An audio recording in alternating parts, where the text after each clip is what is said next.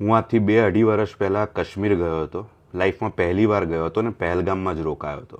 ત્યારે જગ્યા જેટલી સુંદર મને લાગી ને, ત્યાંના અનુભવો એટલા જ મને સ્કેરી લાગ્યા. એરપોર્ટથી નીકળીને અમે જ્યારે કેબમાં બેઠા ને, તો કેબના ડ્રાઈવરે અમને એવું પૂછ્યું કે આપ કહાં સે આए હો. અમે બહુ હોંશે હોંશે કીધું કે અમે અમદાવાદ ગુજરાત સે આए હૈ. તો એને એવો જવાબ આપ્યો કે અચ્છા આપ ઇન્ડિયા સે આए હો, કેસા લગા આપકો હમારા કાશ્મીર. મને થયું કે આ અભણ માણસ લાગે છે.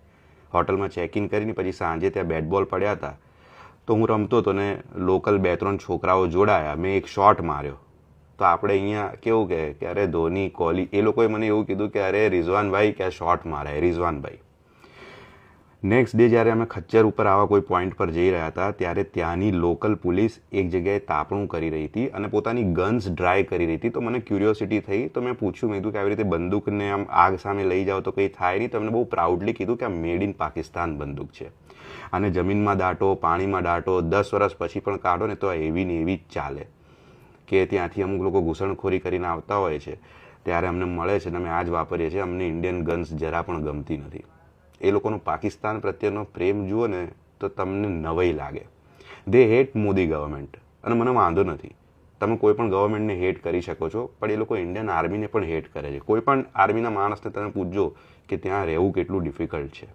હું એવું નથી કહેતો કે ત્યાંના બધા જ લોકલ્સ ગુનેગાર છે, પણ તમે મને કહો, આ હુમલામાં આટલી મોટી ગન્સ એ ખચ્ચર પર જ્યાં જવાય છે ત્યાં કેરી કરવી, કોઈ ઘરમાં રહ્યા હશે ત્યાં સંતાડવી, ક્યાંક જમ્યા હશે, એ બધું લોકલના સપોર્ટ સિવાય શક્ય છે નથી.